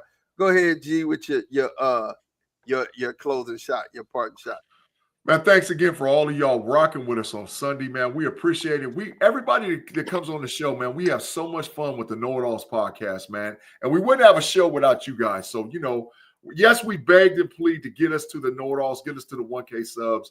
But without you guys, we wouldn't even be close. So we appreciate all you guys every week for coming and watching the KnoItAllz podcast. A quick small shout out to my nephew, Dylan Bell. Dylan, man. Dylan just won his 2nd state championship as a coach with Coach Thomas Hill. Great Thomas Hill to play for Grant Hill on the Duke team. That's his head coach. I just talked to him last night or night before last. He was telling me all about what happened and the accolades and everything. Man, Dylan, listen, I'm proud of you as an uncle, man. You're doing an outstanding job of getting young kids ready to go play at the next level. And they got some dogs, but he was talking strong, man. He was talking about he might want to get some action with Q and them and Lima Senior. I said he can bring it. I'll set it up, and they're going to get punished. They're going to get punished. They don't want no part of Lima Senior. Thomas Hill team lose to Lima Senior? Oh, they smashed. Smashed. I don't know, man. I don't know. Smashed. Coach Thomas Hill has been on this program with us. Absolutely. Yeah. Absolutely. He's been on this program with us. So and he said George the best ever. Yeah, he did say that. He did say that. Yeah. All right, so this is my parting shots, man. This is my parting shots. After your parting shot, please answer Rob's question. After your parting shot. I answer it now. Damon Martinez, running back from Miami. Do I like him? Not better than Rocket Sanders, not better than Travion Henderson, not better than Quishon Junkins, not better than Ollie Gordon, not better than Omar Hampton, and not better than Caleb Johnson. So he's like number 7. You like him better than Ashton Genty? Because you didn't say Ashton Genty. Well, I don't think we're going to pick Ashton Genty. I think there's going to be some bum that's going to pick him early in the first 20 picks, and we're not even going to get a chance to get him. So, but do I like him? He's probably bet Ashton Genty get 1,000 yards next year, first rookie year. Bet. I don't even know what team he's going to. Bet how much? Okay. An hour? Well, since this next season away, I'm 30 minutes. 30 got to be done at one time. No chopping it up. Bet 30 be minutes. Dirt. You looking? Put a receipt on it. Right, we ain't gonna forget that one though. Absolutely, because it's marked to remember at the 146 mark of the show. 1 hour 46 minutes. However, I will say this, man. And people gonna call me biased and all whatever else, and I don't care. I really don't care at this point as far as like if you call me biased or not. I've already circulated pictures out there. I'm telling people already. People are accusing Jeremiah Smith of being on steroids, right? Because there's pictures out there circulating. I don't know how in the hell he put on that much muscle mass that fast because the season only been over for about a month. But if you go to my Facebook page, I will put them up today to show you some workout pictures of Jeremiah Smith. Y'all, I'm telling you, that is what you call a generational player. People are trying to say he's Andre Johnson. People are trying to say he's Julio Jones. Listen, you ain't seen that like this kid before. This kid is a generational football player, and I am so hyped and so excited to see him next year. Is he? We said already, and I agree with Maud. Abdul Carter and Travis Hunter are generational. Is he on another level than them? Yes, okay. Absolutely. I can say that with no hesitation. Absolutely, positively, yes. That is a monster. That's what you call a monster. Yep. Yeah, but Jeremiah Smith is man. Like I said, I'm hyped. And I'm so glad we got him because he could have went somewhere else. But I told Maud in a private chat that if you're going to accuse the Buckeyes of being anything, being thieves, yeah, we thieves because we goes to Texas and South Florida and California still on a regular basis. But you got to. You got to throw Georgia in there too. Them 4 of the top 5 football states in the country. Yeah, we stealing, dog. We stealing. It's okay. I don't mind it stealing because stealing turns into chips. So that's my final thoughts, bro. That's my final thoughts. Love it, man. We want to thank everybody for rocking with us. I appreciate this one, G Stacks. Keep your heart with all diligence, for out of it flows the issues of life. That is absolutely true. Something that I live by. Definitely got to guard your mouth as well. So, you know what I'm saying? But your heart is where everything flows. You know what I'm saying? So, definitely, I appreciate you guys for rocking with us. I appreciate you guys for standing with us. We're on this mission to make sure that we get to the 1K subscribers. All of our family is here, and we consider you family. We're here every weekend for you guys. The last thing that I would have. Hey, this episode 193. We're gonna do something for 200. Yeah, we need to. Start planning, Mod. I will. The one thing I have to say, Mod's moments, and it's gonna be a moment, is your biggest supporter is nearly always a stranger, while your biggest hater is always someone you know, right? And you have to. I've always said this. Bad company corrupts good character. You got to make sure that you hanging out with people who have like mindsets, who definitely want to succeed and want to succeed in the right way. And you got to understand, the people who are in your tribe, if they ain't about it, they're not there to be a support and to help, and you're not there to be a support and help. You're in the wrong place, bro. You're in the wrong place. A brother's born for a day of adversity. A friend loves at all times. So as a friend, you're supposed to love at all times, but a brother's born for a day of adversity. That means when times get hard, times get rough, that's when your brother shows up. That's when your people are supposed to show up for you the most. And if you're not being that for somebody, shame on you. And if you don't have that around you, you need to find it. You know what I'm saying? One of the things that I came across and I shared on my Facebook this week, if you ain't got friends from high school, you really have to check this out. I got 6 people that I know for over 20 years. Why? Because I've been the same constant person with them. The same person. Now, have I grown? Yeah, I've grown as a person. I'm not immature. I'm not acting out. I'm not drinking. I'm not smoking. I haven't drank and smoked in 26 years. I don't do anything like that. You rarely hear me cuss. My brother even tell you that. You know what I'm saying? It's one of those things that when as a person, I improve daily. And I want the people around me to improve. But you need to understand, everybody who's clapping ain't for you. The difference between, and this is big, the difference between a friend and an enemy is what they do with the information that you give them. An enemy will expose you. A friend will cover you. That's why I said a friend loves at all times. So I just want you to understand, be cognizant, be careful of the people that you keep around you. Make sure that your circle remains tight. And then you get with a group of brothers that y'all gonna pick them up and put them down for each other. You know what I'm saying? Y'all are getting the gap for each other. I don't care how much I argue with my brother and Tate.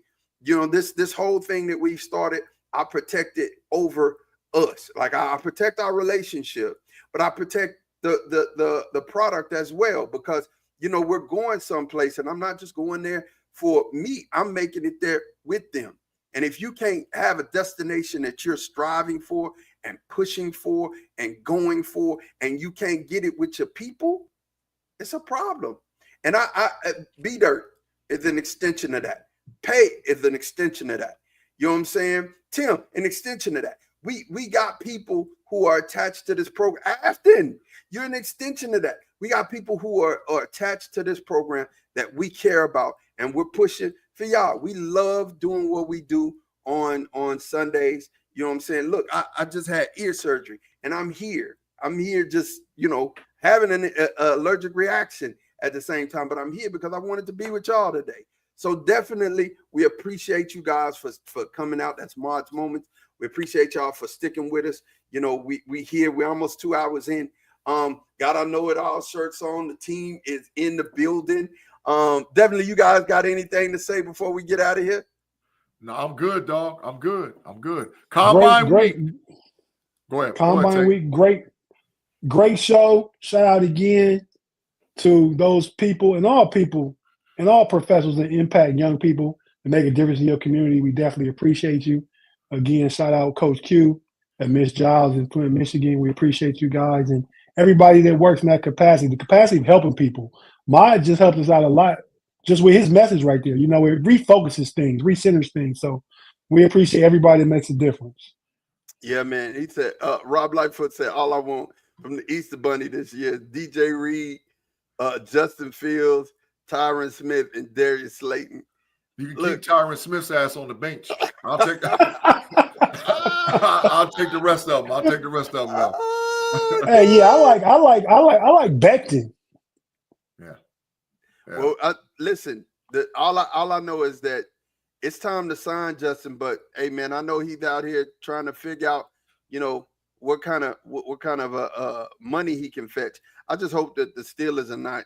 I really want to see them keep Justin Fields. I think it's a win for the organization. I really do.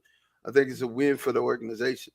But bro, if they sign Aaron Rodgers, dog, or Danny Dimes, I promise you, I need y'all to get your money together to give me some bail money.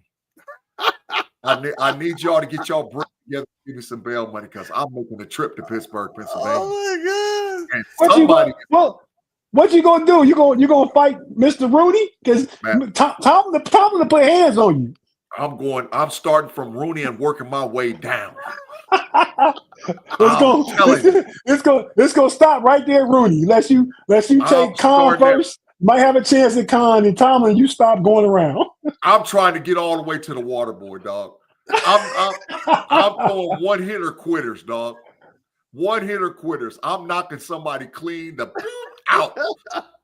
and we end up with Aaron Rodgers or Danny Dimes. Somebody out of here, dog. Hey man, you need to read Heine's comment though. I'm gonna read that. He said, "Understand that, Big G." So you got, hey Rob, go with him so y'all can jump some cats. He said, "I appreciate you." Jaime said, "I appreciate you guys. Thanks for the your contact. Thanks for keeping an old guy company, and the chat always is the same top notch." Absolutely, we appreciate you, Jaime. We appreciate you, man. We appreciate you. He said Tomlin is a wide receiver. Big G can take out Tomlin. Oh wow! I'm not playing with you, Pittsburgh. Don't play with my emotions. Don't play with my emotions, dog. I don't think nobody is going to go get Danny Dimes like that. I mean, not Pittsburgh.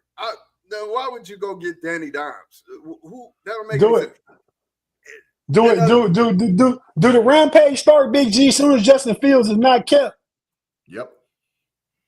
So that's move one. If that don't happen, then you going. Yeah, it's already. I'm in postal mode right there. But Danny Dimes and Aaron Rodgers, I'm crashing out, dog. Oh my God, I'm crashing out. It's all over with. I'm crashing out. Oh my God, Mr. Woodsy said if we get D Jones, I'm gonna cry. Yeah, no, I ain't gonna lie. That's something to cry about. That's something to cry about. Look what Claude Bishop said. I seen what Claude said over there. I seen it. No, he's going to the Matrix one last time. Yeah, put him up there. Put it up there. We're not gonna put it up there. Yeah, go ahead, put it up there. It's all right because he's going to the Matrix with the comment. It's okay. I got it. Y'all making me look to see what it is. No, put it up there. We don't leave it alone. No, go ahead. No, go ahead. Just escort him to the Matrix. Hey, I at least read it. I got Chris Boswell breaking his whole foot off in your rear parts. Your John Hine rear parts, Big G. Boswell? Yeah, you can think about it, Claude. You can think about it. Now I will say Tomlin might get him, but Big G ain't losing no kicker. All I'm saying is they better be close to the entrance, because if you got to walk around the facility and get them, you're out of here. You're toast. You're cooked. By the time you get to the next one, you ain't got no energy. You spent. I just need them lined up in a row, like some dominoes, so I can just run through them. Oh, I got it. Open hand smacking them. All right, you guys, we out of here, man. We have that's disrespect. You open hand slap somebody, because like Joker ain't going for that, Big G. You better now you can steal him and knock him out, but if you open hand slap a grown man, you trying something. You're trying something. Hey, look, but we're getting out of here, man. We're gonna catch up with you guys next week. Thank you for rocking with us. We out of here. Peace.